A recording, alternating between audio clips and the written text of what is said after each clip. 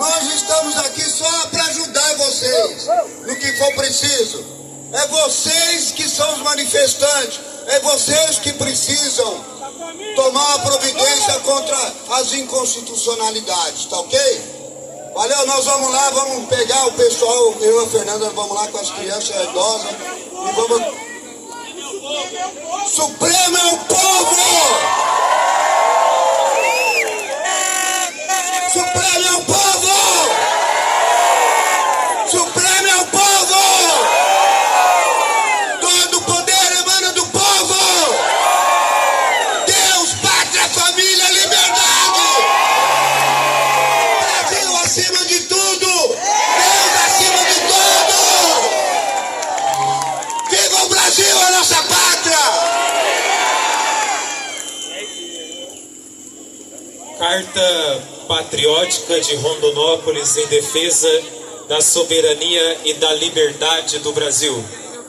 Excelentíssimo senhor comandante do 18º Grupo de Artilharia de Campanha do Exército Brasileiro em Rondonópolis, Mato Grosso.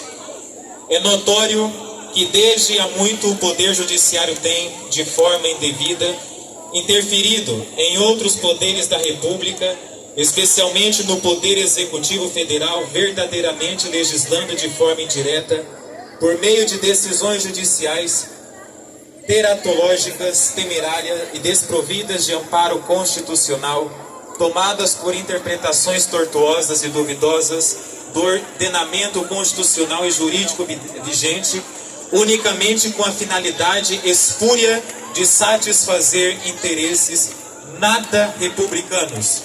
Esta atuação encontrou seu ápice durante o processo eleitoral de 2022, quando nós, brasileiros de bem, assistimos, bestializados, atônitos e incrédulos, os arroubos autoritários do Poder Judiciário, personificados no senhor ministro Alexandre de Moraes, presidente da mais alta corte da Justiça Eleitoral do Brasil.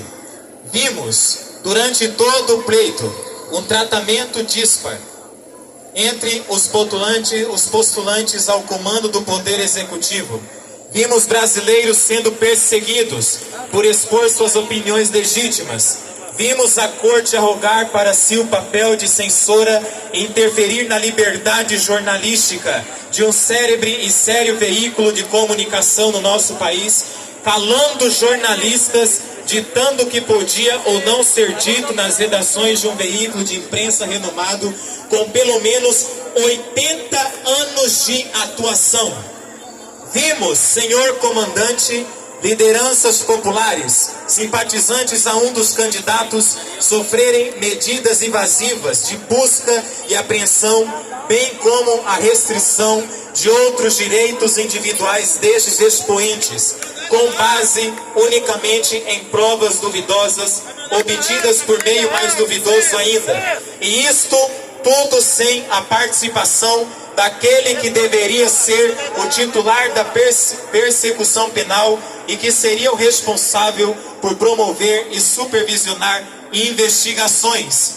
Vimos, atônitos, senhor comandante, a mais alta corte de justiça eleitoral conceder a seu presidente, com uma interpretação torta e casuística da lei, poderes para a prática de atos de censura, terminantemente vedados pela Constituição, violando, inclusive, preceitos constitucionais como a imparcialidade do Poder Judiciário e a inércia do julgador, que somente deve atuar no Estado de Direito, se provocado, jogando no mais absoluto vazio o sistema penal acusatório, equiparando-se ao mesmo nível dos inquisidores do século XVIII.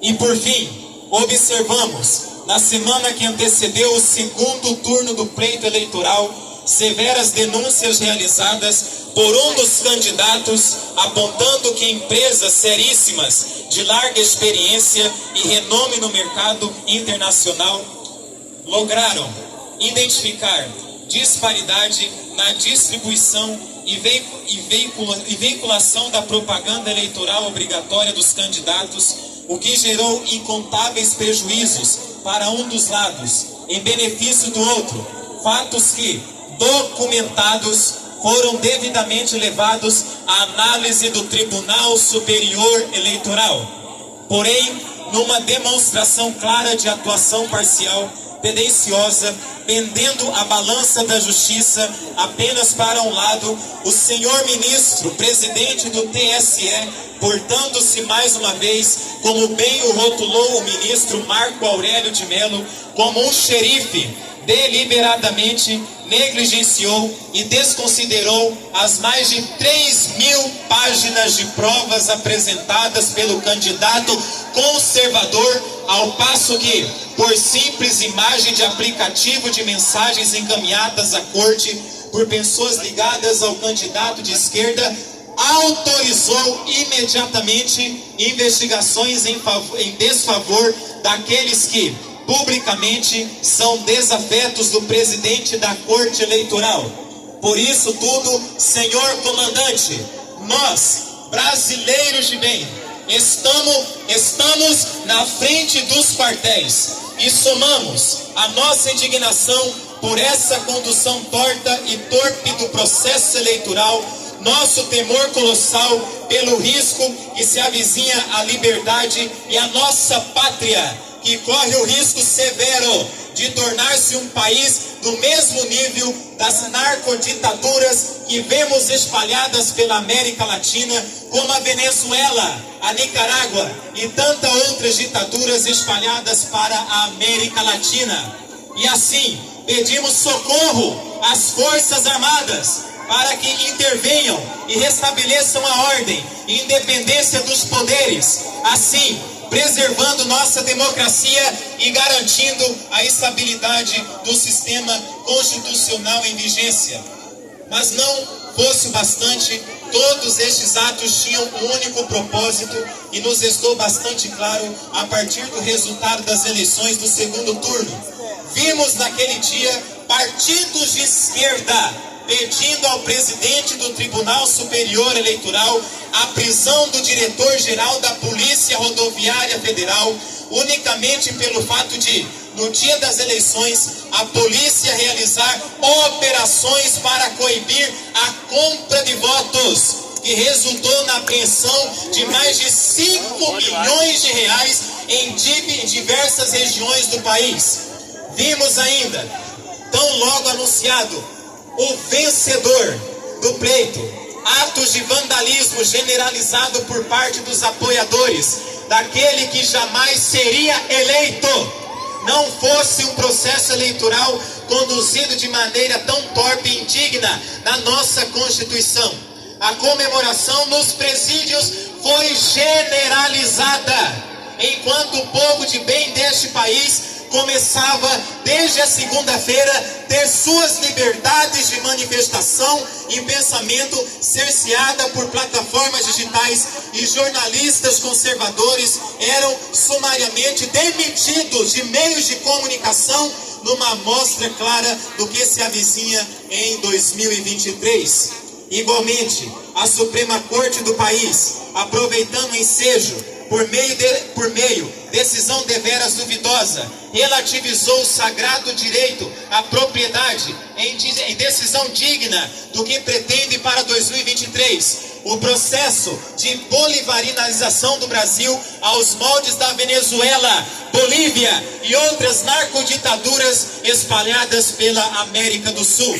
E por fim, a cereja deste imenso bolo de vergonha, a infâmia que foi praticada contra nós, brasileiros decentes, pela Suprema Corte, no momento em que se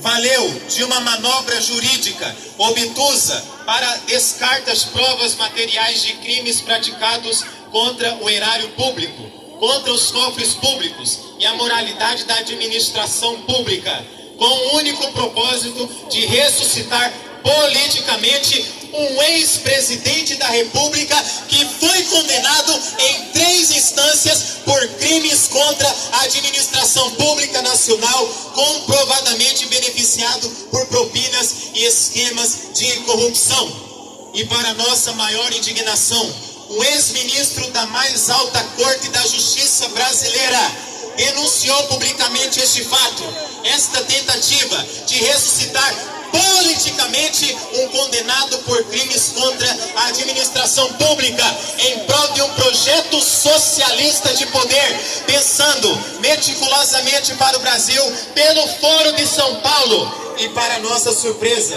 até mesmo este ex-ministro foi também objeto de censura por parte do presidente do Tribunal Superior Eleitoral, que se porta como xerife e não como um juiz. Um xerife que não precisa seguir as leis, ele é a própria lei. A conduta demonstrada pela presidência da mais alta corte eleitoral somente pode ser equiparada às déspotas absolutistas, aos inquisidores e aos piores ditadores do século XX, que suprimiam a oposição e as liberdades individuais para sustentar seu projeto de poder, ignorando a lei e o sistema legal por inteiro, unicamente para perseguir aqueles que denunciavam a tirania e os abusos. E por tudo isso, senhor comandante, estamos aqui em frente a este batalhão pedindo socorro, pedindo respeito à nossa Constituição, para que o Exército Brasileiro nos proteja e nos guarde contra a instalação de uma ditadura vermelha, a implantação do comunismo no Brasil.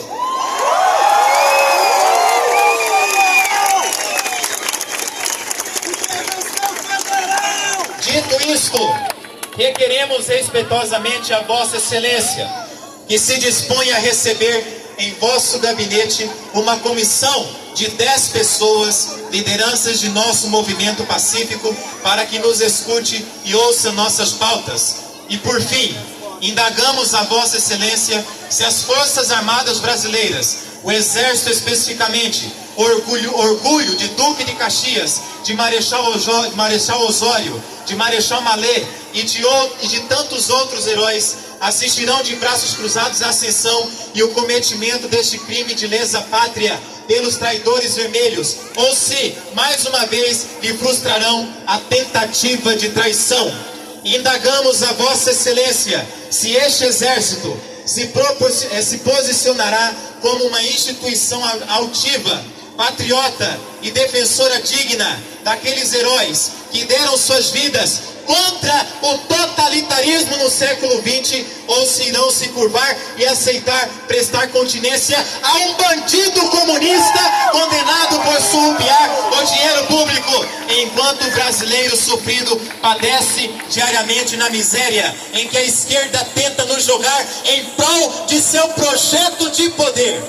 Reflita, senhor comandante, se Vossa Excelência e os demais guerreiros de nossas Forças Armadas aceitarão ter como comandante em chefe, como chefe supremo do Exército Brasileiro, da Marinha Brasileira e da Aeronáutica, um cidadão condenado por crimes contra a República. Se aceitarão ter como figura de veneração, como seu líder máximo, um sujeito que também é venerado como liderança pelo Comando Vermelho, pelo primeiro comando da capital, em cuja eleição gerou todo tipo de comemoração entre os piores criminosos dos presídios brasileiros, tendo ele mesmo liderado sua própria facção criminosa contra a administração pública.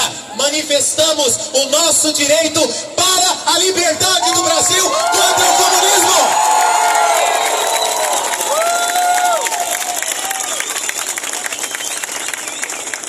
Intervenção! Federal! Intervenção! Federal! Intervenção! Federal! Intervenção! Federal! Intervenção! Federal! Eu quero pedir a você, pelo amor de Deus, não aceite aquilo que esse povo quer fazer com a gente, quer fazer com que o comunismo entre no Brasil. Nós somos brasileiros e nós não aceitamos essa miséria.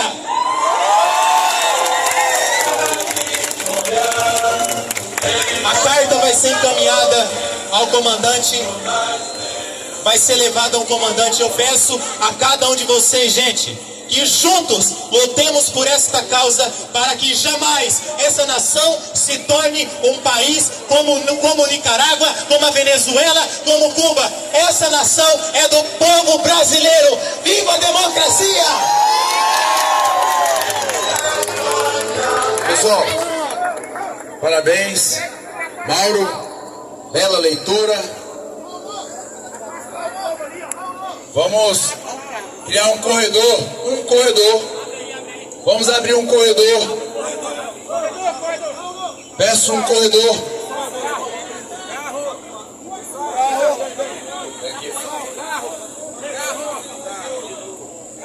Por favor.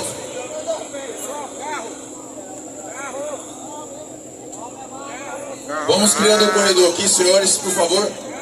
Tem um senhor aqui com a bandeira do Brasil pedindo. Por favor, vai lá. Vai seguindo aí, moço. Pedindo a abertura. Isso mesmo, vai. Por favor, vamos fazendo essa abertura aqui, ó. Vamos fazendo a abertura. Informação importante. Veículo EcoSport branca. Placa RAK 5490. Por favor. Tá trancando carros aqui. Então, EcoSport branco, placa RAK 5490.